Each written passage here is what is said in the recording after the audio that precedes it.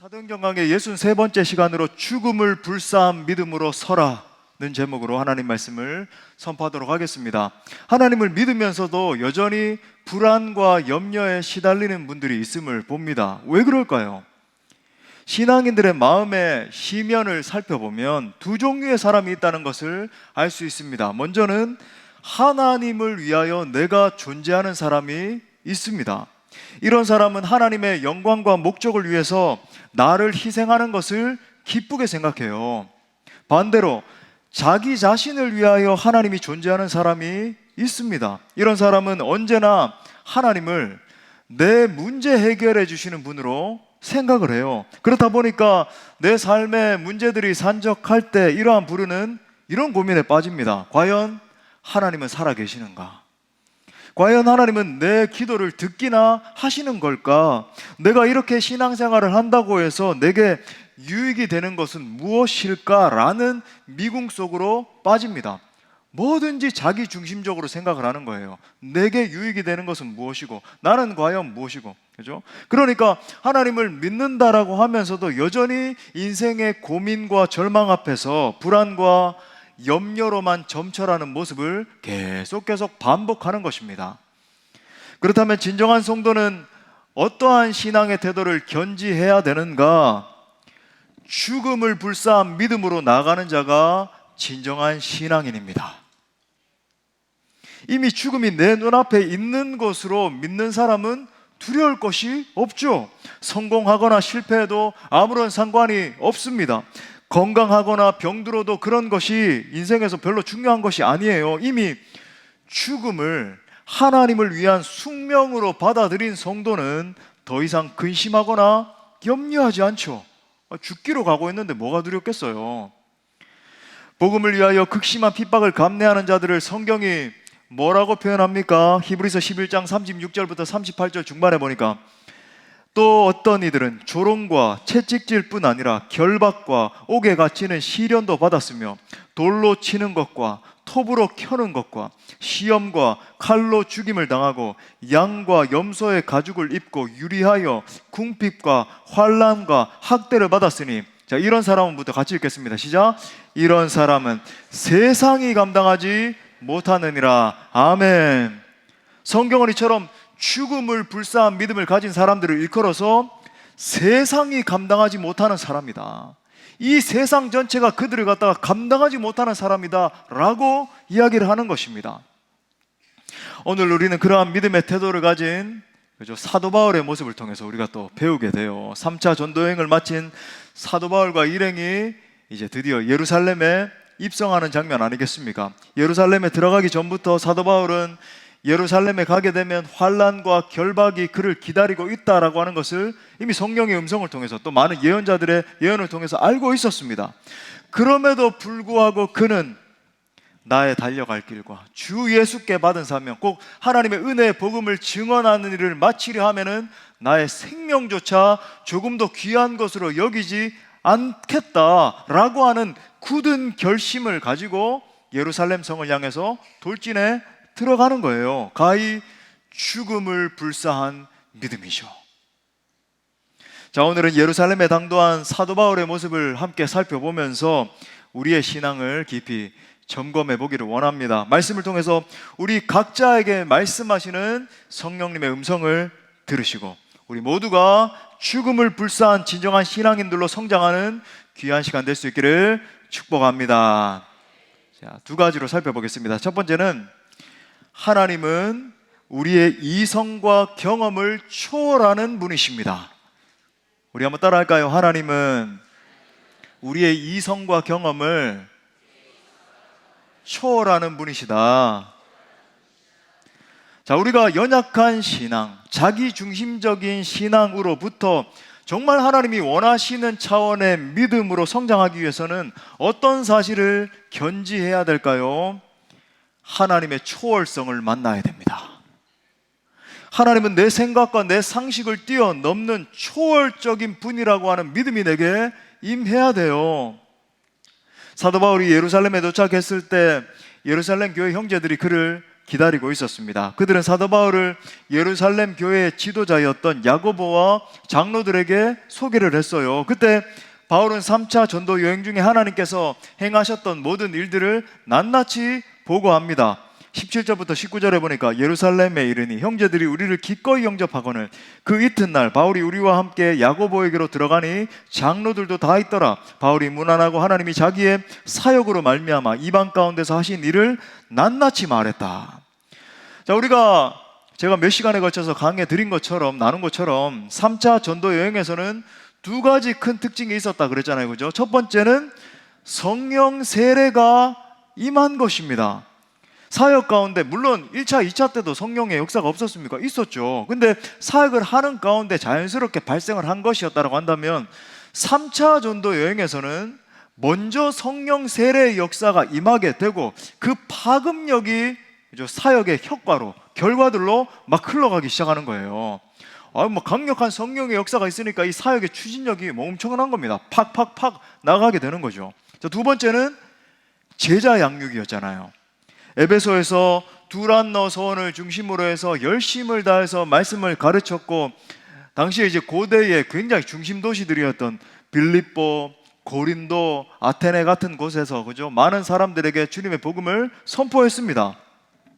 즉 3차 전도 여행을 통해서 강력하게 복음이 증거되었고 하나님이 영광 받으셨어요. 많은 영혼들이 하나님께 돌아왔고 놀라운 성령의 역사들이 일어났습니다. 자, 그런데 지금 발견되는 문제가 무엇입니까? 이와 같이 예루살렘 바뀐 이방 땅에서는 놀라운 부흥이 지금 사도 바울의 사역을 통해서 일어났지만은 예루살렘 교회는 점점 더 위축되고 있었다는 거예요. 오순절날 엄청난 성령의 부으심의 역사를 경험한 예루살렘 교회 아닙니까? 그죠? 상상을 초월한 마가의 다락방에 막 엄청난 성령의 쏟아짐이 있고 그 부흥을 통해서 하루에도 막 3,000명, 5,000명이 돌아와서 몇만 명이 주님 앞에 동시다발적으로 예수님을 주로 고백하는 역사가 일어나고 그 파급력으로 말미암아 예루살렘 전체가 진동하게 되는, 이방 땅에서도 이게 무슨 일인가 환호하게 되는 그 역사가 있었던 예루살렘 교회인데, 약 20년이 지난 바로 지금은 그 은혜가 완전히 사그라든 상태가 된 것입니다.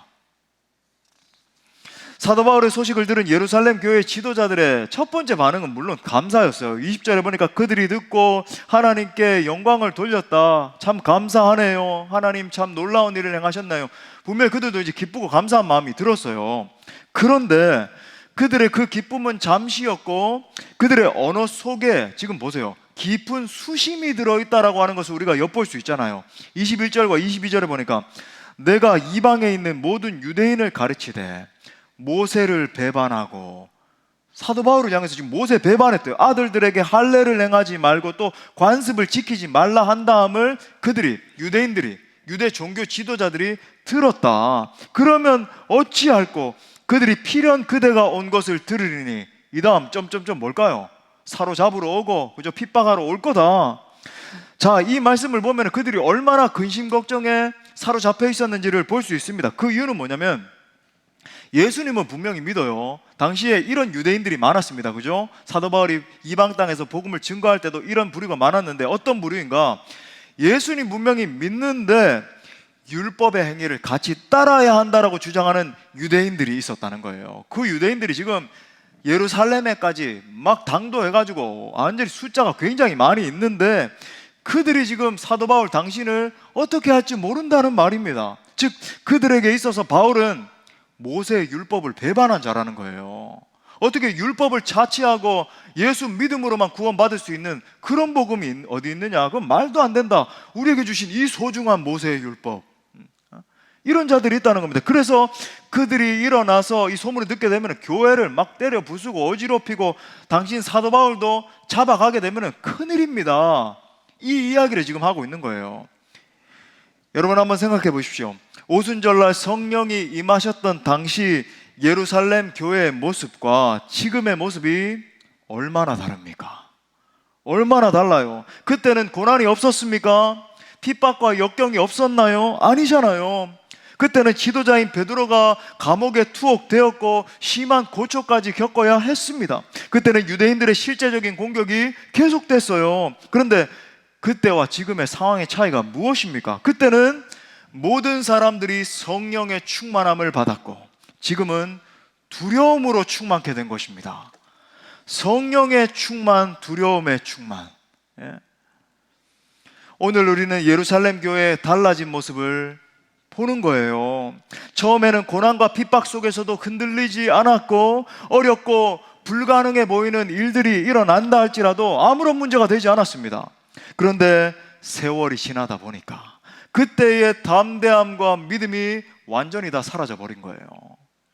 점점 나약해지다 못해 주변의 환경들도 두렵고 닥쳐올 사람들도 두렵고 이것도 두렵고 저것도 두렵고 완전히 두려움에 휩싸여 있는 모습을 보게 되더라는 것입니다.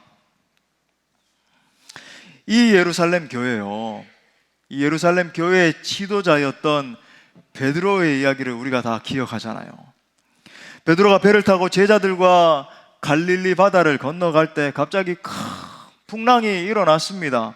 파도가 넘실대고 막 배가 뒤집힐 것 같은 그런 상황이 됐잖아요. 그때 예수님이 저 멀리 보이는데 걸어오고 계시잖아요. 얼마나 놀랐는지 유령이다 예수님을 보고 유령이 바다를 뭐 어떤 존재가 막 걸어오니까 귀신이다 유령이다 소리를 치는데 우리 예수님 뭐라 그러세요? 내니 두려워 말라. 우리 예수님 내니 두려워 말라. 베드로가 너무 놀라서 주여 만일 주시거든 나를 명하사 물 위로 오라 하소서 이렇게 말을 합니다. 그럼 보십시오. 그 순간에 베드로 자신의 이성이 마비됐기 때문에 이런 말을 한 것일까요? 아니에요. 물 위로 주님이 걸어오시는 것을 보는 순간에 베드로는 자신의 이성과 상식을 다 버린 것입니다. 뛰어넘은 거예요. 그때 예수님은 베드로를 향해서 정말 엄청난 이야기를 하시죠. 오라. 오라 말씀하십니다. 그 순간 어떤 일이 일어났습니까? 베드로가 물 위를 걷기 시작했어요.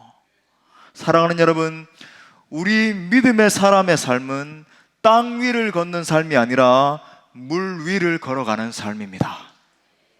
인간의 상식과 이성으로 안 될 것 같은 기적 같은 일들이 우리 그리스도인들의 삶인 거예요.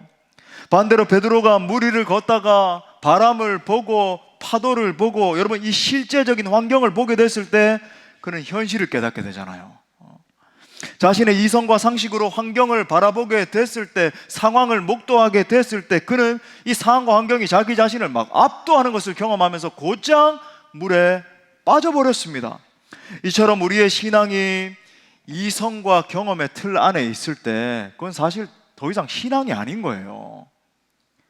내 이성의 잣대로 판단 가능하고 내 계산기 다 두들겨서 이 정도면 이 정도 일할 수 있고 저 정도면 저런 일할 수 있고 그건 여러분 신앙의 길이 아니고 사역이 아니에요. 근본적으로 세상 사람들도 다 그렇게 사는데 생각해 보십시오.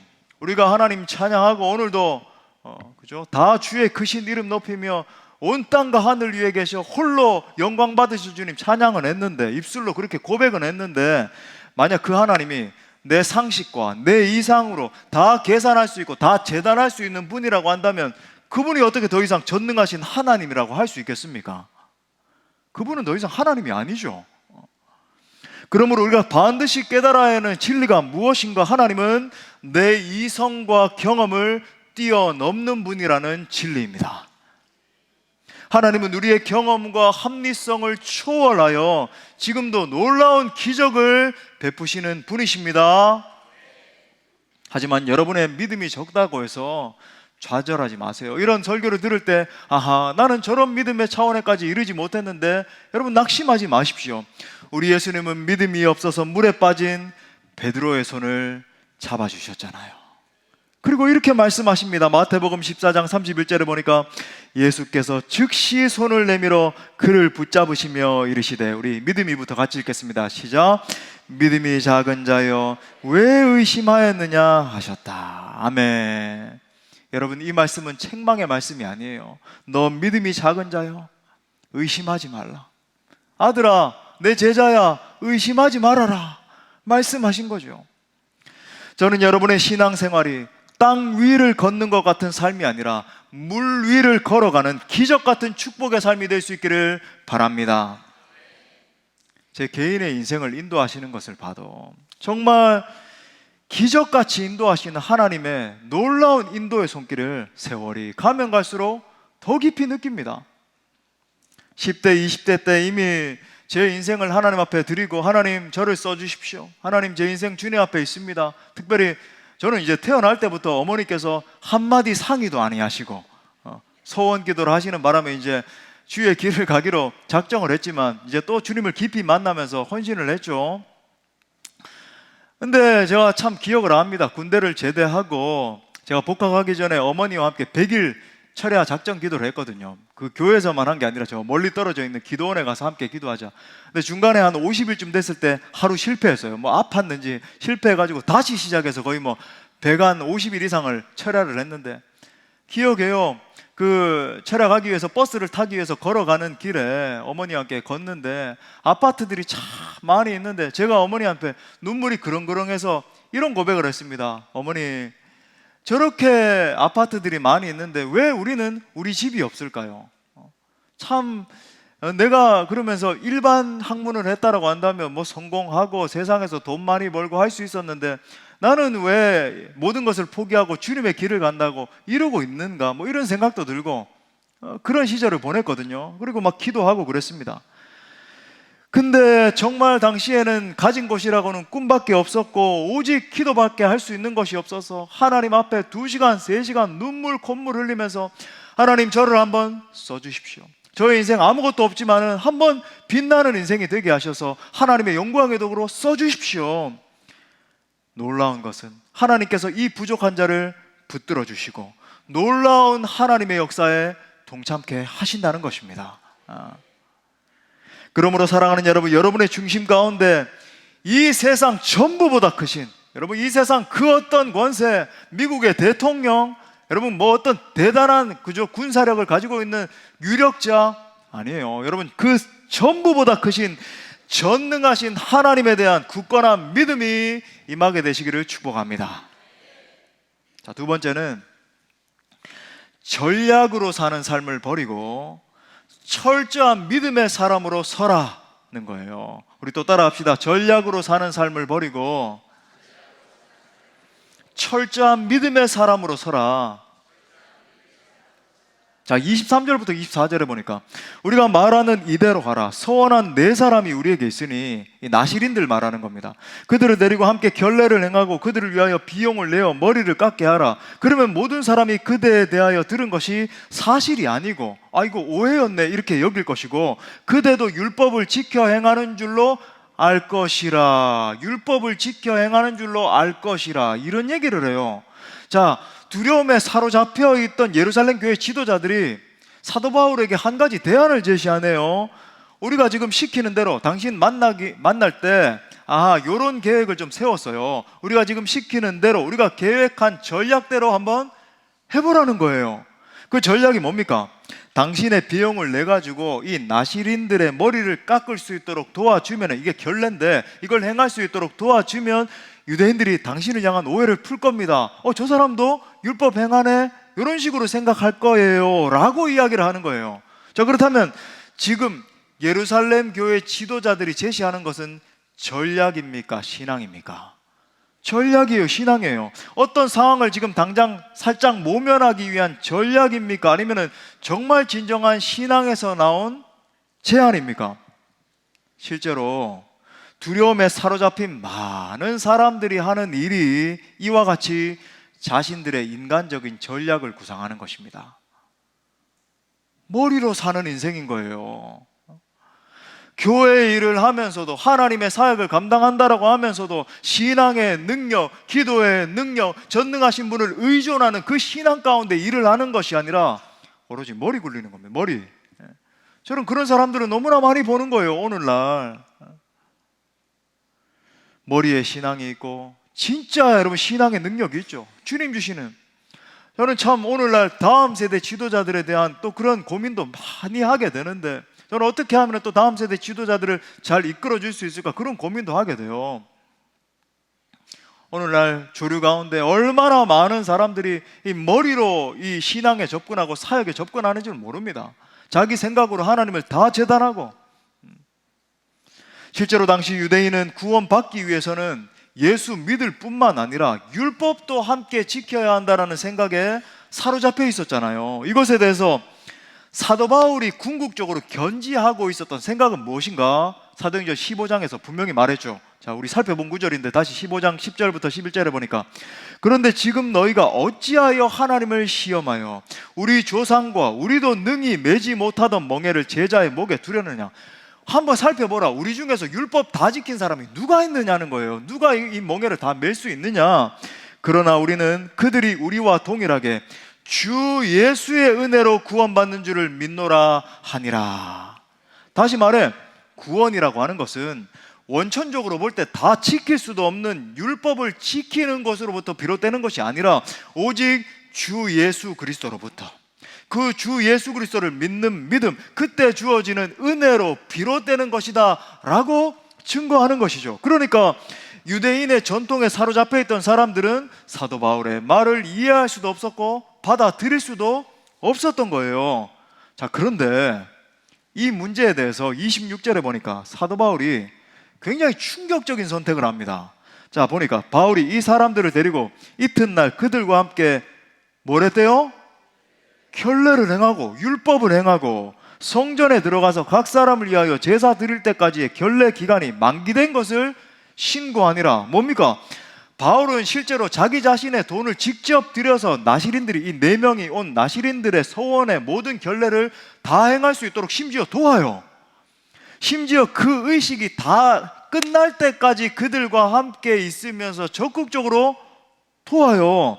자, 그렇다면 질문, 지금 사도 바울의 행동은 전략입니까? 신앙입니까? 이것은 분명히 신앙이에요. 왜 그래요? 사도 바울은 이미 예루살렘에 들어오기 전부터 죽기까지 각오한 사람 아니었습니까? 예루살렘에 오면 환난과 결박이 자기 자신을 기다리고 있었다라고 하는 것을 성령의 음성 가운데 이미 잘 알고 있었습니다. 그는 죽음이 두렵지 않은 사람이었어요. 그렇다면 소요 사태가 일어날 것에 대해서 사도 바울이 두려워서 이런 행동을 하게 됐을까요? 아니죠. 당연히 아니죠. 사도 바울의 관심은 오직 한 사람의 유대인이라도 예수님을 믿게 하는 데 있었습니다. 자신이 가지고 있던 주관을 포기해서라도 예수 믿게만 할 수 있다면 바울은 그쪽을 택하기로 선택한 거예요. 즉, 사도 바울의 원칙, 사도 바울의 중심 가운데 어떤 원칙이 있었는가? 복음 전하는 게 중심이고, 이방인들에게는 이방인처럼, 유대인에게는 유대인처럼 행함을 통해서 한 영혼이라도 더 건지는 것이 사도 바울의 진짜 중심 철학이었습니다.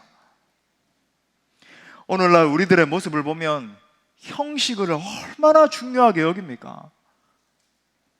자신이 견제하고 있는 형식대로 되지 않으면 불평하고 원망하고 싸우는 거예요. 여러분, 가만히 보면 심지어 개혁주의 안에서도 얼마나 다양한 형식들이 있는지 몰라요. 이것이 옳고 저것이 옳고 저것이 옳고. 여러분, 그거 다 취합하려면 머리 터집니다. 어떤 교회에서 그 모든 형식을 다 취합할 수 있는 교회가, 여러분, 이 지상교회에 어디 있겠어요?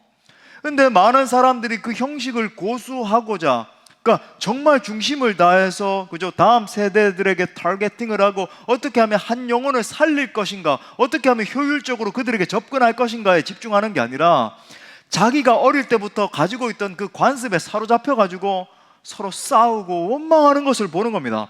하지만 여러분 보세요. 사도 바울에게는 그러한 형식이, 이 율법이 구원 얻는 데 있어서 전혀 중요한 것이 아니고 오직 예수 그리스도를 진짜 믿음이 중요한 것이다 라는 중심이 있었지만, 그런 형식이 중요한 게 아니었던 거예요. 그에게 한 영혼이라도 더 예수 믿게만 할 수 있다면 그는 무엇이든지 포기할 줄 아는 사람이었던 겁니다.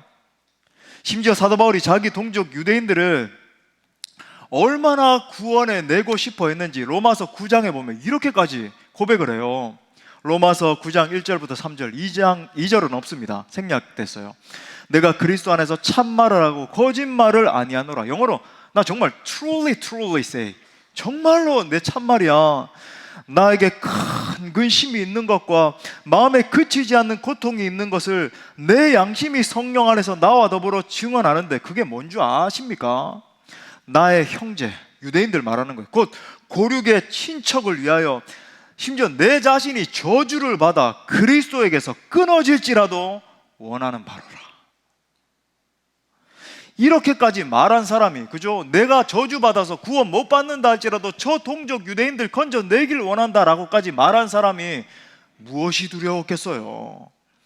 사도 바울은 한 영혼이라도 구원할 수만 있다라고 한다면 머리 깎는 것뿐만 아니라 그들 가운데 비용을 대신 대주고, 그죠? 어떻게 해서든지 이 사람들의 마음을 사서 건져낼 수 있었던 거예요. 우리는 여기서 정말 예수 그리스도의 복음에 사로잡혀 있던 사도 바울을 만나게 됩니다. 많은 사람들이 자신은 그리스도인이라고 말하면서도 실제로는 자신을 위하여 하나님이 존재하는 사람들이 많이 있음을 봅니다. 자신의 소원을 들어주시는 하나님, 자신의 안위를 지켜주셔야만 되는 하나님, 내 문제 해결해 주시는 하나님, 또 내가 가지고 있었던 어떤 가치, 나의 어떤 형식을 고수할 때 그걸 방해하는 세력이 나타나면 불편하게 여기고 공격하고 싸우고, 그죠? 그런 하나님으로 전락시키는 거예요. 하지만 사도 바울은 오직 하나님을 위하여, 그리스도의 복음을 위하여 자신이 존재한다라고 생각하는 사람이었어요. 오직 예수 그리스도의 복음만 전해줄 수 있다면 그 어떤 것이라 할지라도 희생할 수 있는 사람이었던 것입니다. 그런데 이 성난 유대인들이 그러한 사도 바울의 중심은 아랑곳하지 않잖아요. 유대 종교 지도자들이 사도 바울을 붙잡기 위해서 사람들을 선동하는 것을 한번 보세요. 27절, 28절에 보니까 그 이래가 거의 참에 아시아로부터 온 유대인들이 성전에서 바울을 보고 모든 무리를 충동하여 그를 붙들고 외치되 이스라엘 사람들아 도우라, 막 사람들 모으는 거죠. 도와달라. 이 사람 사도 바울은 각처에서 우리 백성과 율법과 이곳을 비방하여 모든 사람을 가르치는 그자인데 또 헬라인을 데리고 성전에 들어가서 이 거룩한 곳을 더럽혔다 하니, 자, 이들이 선동한 내용을 보니까 두 가지네요. 하나는 뭐냐면 사도 바울이 모세의 율법과 정면으로 배치되는 자라는 거예요. 또 다른 하나는 뭐냐면 이방인들을 갖다가 더러운 저 이방인들, 우리와 함께 할 수 없는 더러운 저 이방인들을 성전에 데려감으로써 하나님의 성전을 더럽게 했다는 것입니다. 특히 여러분 이 두 번째 주장은 이스라엘 백성들을, 그죠, 선민의식이 있었던 이스라엘 백성들을 감정적으로 몰아넣기에 아주 좋은 그런 말이었죠. 군중 심리를 이용해서 사람들을 격분하게 만듦을 통해서 자신의 주장을 따르도록 한 거예요. 결국 어떻게 됩니까? 제가 빠르게 읽어드릴게요. 30절에 보니까 온 성이 요동하여 백성이 달려와 모여 바울을 잡아 성전 밖으로 끌고 나가니 문들이고 닫히더라. 또 33절부터 36절에 보니까 이에 천부장이 가까이 가서 바울을 잡아 두 쇠사슬로 결박하라 명하고, 결박하라 명하고, 지금 이 일이 일어나네요. 성령께서 말씀하신 거죠. 결박하라 명하고 그가 누구이며 그가 무슨 일을 하였느냐 물으니 무리 가운데서 어떤 이는 이런 말로 어떤 이는 저런 말로, 자기들이 왜 잡았는지도 모르고 뭔 영분인지도 모르는 거예요. 사실 소리치거늘 천부장이 소동으로 말미암아 진상을 알 수 없어 그를 영내로 데려가라 명하니라. 바울이 층대에 이를 때에 무리의 폭행으로 말미암아 군사들에게 들려가니 이는 백성의 무리가 그를 없이 하자고 외치며 따라가미러라. 아멘. 군중들로부터 엄청난 모욕을 당하고 폭행을 당한 사도 바울이 결국 성령 하나님의 말씀대로 붙잡히고 결박당합니다. 제가 이 말씀을 준비하면서 깊이 이 장면들을 묵상해 보면서 이런 생각이 들었습니다. 사도 바울이 예수님 때문에 정말 어려움을 많이 겪는구나. 그런데 도대체 나는 예수님 때문에 무슨 어려움을 겪었단 말인가? 여러분은 예수님 때문에 어떠한 어려움을 겪어보셨습니까? 굶어보셨습니까? 뺨을 맞아보셨습니까? 모욕적인 말을 들어보셨습니까? 어떤 믿음의 선배가 이런 말을 했습니다. 예수 그리스도가 당신을 위하여 십자가에 못 박혀 죽으신 것이 사실이라면 당신의 헌신과 희생은 더 이상 헌신과 희생이 아닙니다. 그리스도께서 날 위해서 십자가에 못 박혀 죽으셨다면 내가 도대체 주님을 위해서 무슨 희생을 했단 말입니까? 그 존귀한 어린 양께서 나를 위해서 물과 피를 쏟아 주셨다면 내가 주님을 위해서 무슨 헌신을 했단 말입니까? 우리는 아무것도 한 것이 없는 것입니다. 하지만 우리 자신의 모습을 살펴볼 때 오늘날 우리는 너무나 많이 헌신에 도취되어 있다는 것을 부인할 수가 없는 거예요. 내가 이런 일을 했지, 내가 저런 일을 헌신을 했지. 너무 우리 자신의 모습에 도취되어 있는 겁니다. 사도 바울은 가는 곳마다 매를 맞고 도적의 위험과 강의 위험과 시내의 위험과 배고픔과 40에 하나 감한매를 5번이나 맞았습니다. 수없이 채찍에 맞고 기절하고 쫓겨다녔어요. 그는 심지어 마음의 사형 선고를 받고 살 소망까지 끊어진 것 같은 고통을 당했다라고 이야기를 합니다. 대부분의 사람들은 좋은 음식 먹고 큰 집에 살면서 안정적인 생활을 누리면 참 행복한 인생이야, 저 사람 참 복받아서, 이렇게 말합니다. 정말 그렇다라고 한다면 우리 예수님은 이 세상에서 가장 불행한 사람 아닐까요? 결혼도 하지 못하고 온갖 고초를 감내하셨습니다. 너무 짧은 인생을 살다가 십자가에 못 박혀 죽어야만 했지 않습니까?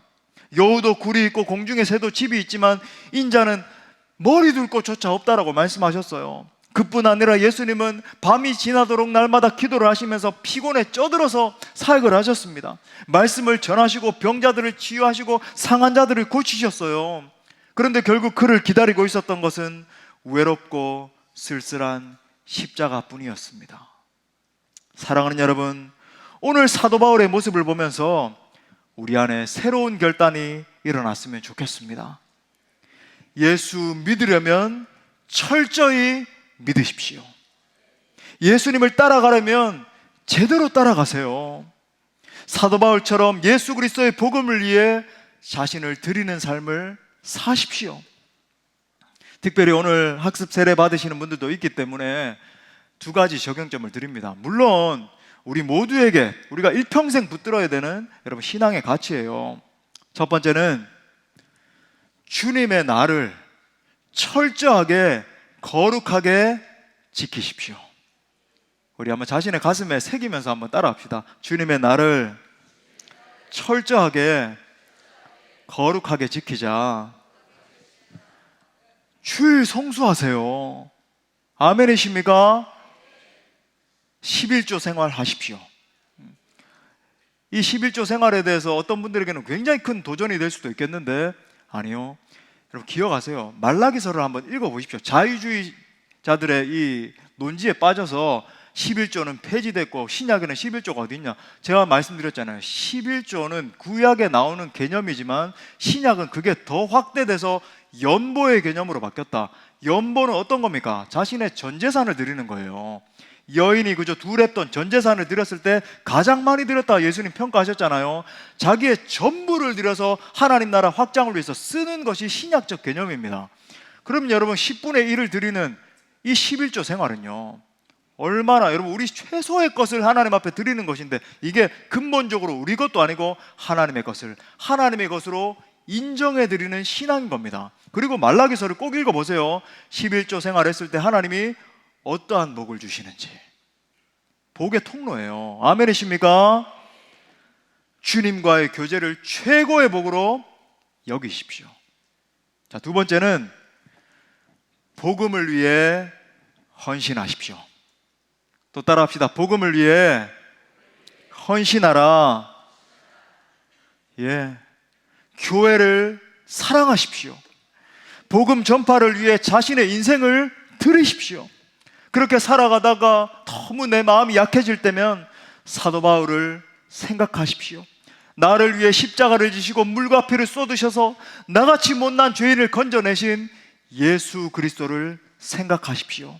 나의 남은 생에 정말 무엇이 진정한 가치인지를 생각하십시오. 그리고 그 가치를 위해 인생을 드리십시오.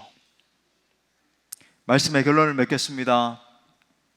지금부터 약 12년 전에 아내와 함께 이란과 터키로 한 달간 선교 여행을 갔습니다. 특히 이란에 2주간 머물면서 선교 활동을 했는데, 일정 중에 하메단이라는 곳이 있거든요. 이 테헤란에서 한 2시간 정도 떨어져 있는 시골 마을 하메단 지역에 있는 이 에스더와 모르드게의 실제 무덤을 방문했던 기억을 제가 잊을 수가 없습니다. 제가 그들의 무덤이 실제 하메단에 있다라고 하는 소식을 듣고는 이제 요청을 해가지고, 그죠, 우리 모든 팀들이 같이 가자, 이건 정말 역사적인 현장이고 반드시 봐야 된다 해서 이제 갔었어요. 그 작은 도시에 도착해 보니까 도시 한복판쯤에 그 무덤이 있더라고요. 그래서 입장료를 내고 지하로 깊이 들어갔는데 그 무덤에 섰을 때에 그 애틋했던 기억을 잊을 수가 없습니다. 무덤이 어떤 뭐 돌무덤이나 아니면은 무슨 흙무덤처럼 이렇게 돼 있는 게 아니고 관이 직접 있어요. 그걸 이제 잘 처리를 해가지고 꽁꽁 싸서 에스더 무덤과 모르드게 무덤이 나란히 이렇게 놓여 있었습니다. 동족을 살리고자 하는 이 에스더와 모르드게 몸부림이요. 여러분 집에 가셔서 여러분 한번 읽어보세요. 그 몸부림, 눈물, 마치 주마등처럼 사진처럼 막 지나가는 겁니다. 그리고 무덤에 실제 만질 수 있거든요. 무덤을 만지면서 우리 팀원들 모두가 잠시 기도를 하는데 동족을 영적으로 끌어안은 이 숭고한 여인 에스더의 그 고귀한 고백이 제 귀에 들리는 것 같은 거예요. 죽으면 죽으리이다. 내가 죽으면 죽으리이다. 순간 눈물이 핑 돌았습니다. 그리고 저도 마음 한켠으로 이렇게 다짐했어요. 나도 그리스도를 위하여 죽으면 죽으리라의 신앙으로 나아가야겠다. 사랑하는 여러분, 그저 적당한 신앙, 연약한 신앙, 흔들리는 신앙으로는 아무것도 할 수 없습니다. 하나님은 지금도 사도 바울과 같은 결연한 신앙, 숭고한 신앙의 사람을 찾고 계십니다. 그러므로 이 시간 여러분 모두를 크게 도전하기를 원해요. 하나님께서 여러분 한 분 한 분에게 죽음을 불사한 믿음을 부어주시기를 기도합니다. 그래서 정말 한 번밖에 없는 인생, 오직 하나님의 나라와 그의 영광을 위해서 아름답게 쓰임받게 되기를 간절히 축원합니다. 우리 말씀을 주신 하나님께 영광의 박수 올려드립시다. 다 같이 일어나셔서 함께 우리 죽음을 불사한 믿음 기억하면서 찬양합시다.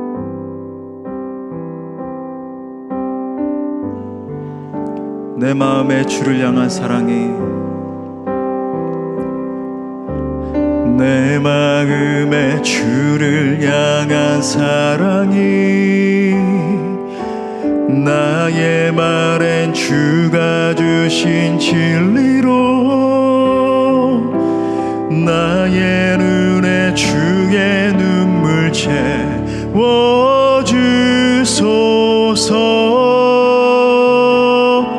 내 입술에 찬양의 향기가, 내 입술에 찬양의 향기가, 두 손에는 주를 닮은 섬김이 나의 삶에 주의 근정 나게 하소서. 고백합시다. 하나님의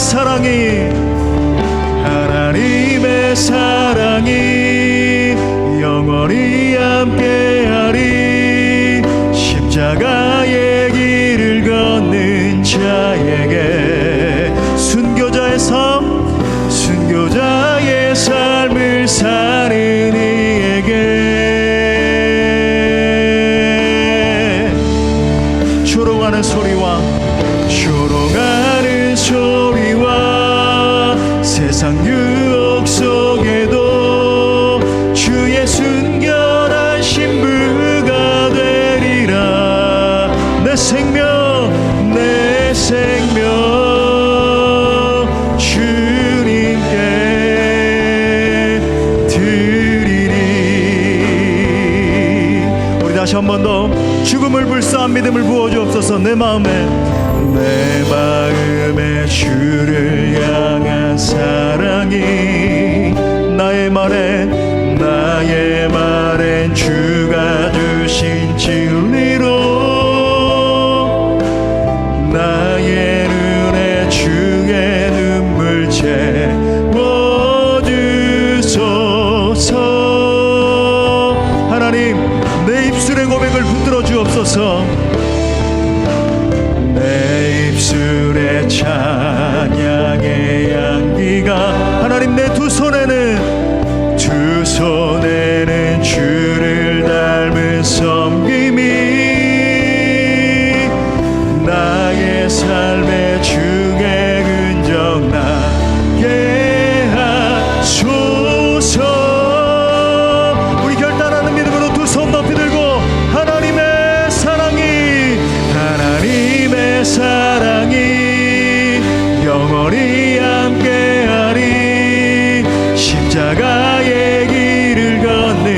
자에게 순교자의 삶을 사는 이에게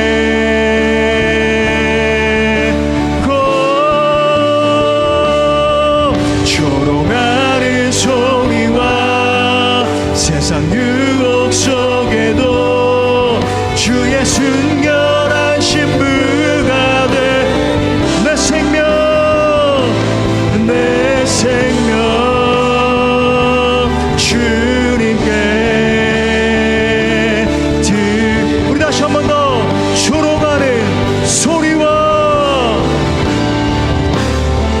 조롱하는 소리와 세상 유혹 속에도 주의 순결한 신부가 돼 내 생명 주님께 드리리. 우리 말씀 붙들고 함께 기도할 때 오늘 사도 바울의 모습 속에서 죽음을 불사한 믿음을 봅니다. 정말 십자가의 길 순교자의 삶을 살아간 것을 봅니다. 이 시간 우리 스스로에게 질문해 봅시다. 나는 그리스도를 위해 무엇을 드렸는가? 나는 주님을 위해 어떤 희생을 감내했는가? 그리고 나는 한 번밖에 없는 남은 인생을 주를 위해 어떻게 살 것인가? 이 시간 성령께서 우리 모두의 마음 가운데 하나님의 마음을 부어주시기를 바랍니다. 죽음을 불사한 믿음, 진정 숭고한 믿음 부어주시길 바라요. 우리 함께 기도할 때 내게 생명 주신 주님, 나도 주님을 위해 죽음을 불사한 믿음으로 서게 하여 주옵소서. 내 안에 모든 연약함이 벗겨지고 에스더와 같이 죽으면 죽으리라의 신앙으로 서게 해주십시오. 주님, 제게 성령의 충만함을 부어주옵소서. 주님의 영으로 충만케 되어서 이 세상의 가치를 이기고 오직 주의 복음을 위해서 나의 생명을 드리게 하여 주옵소서. 우리 다 함께 통성으로 기도합시다. 주여 아버지, 기도하며 나갑니다. 주님, 주님의 영광 위에 오직 주의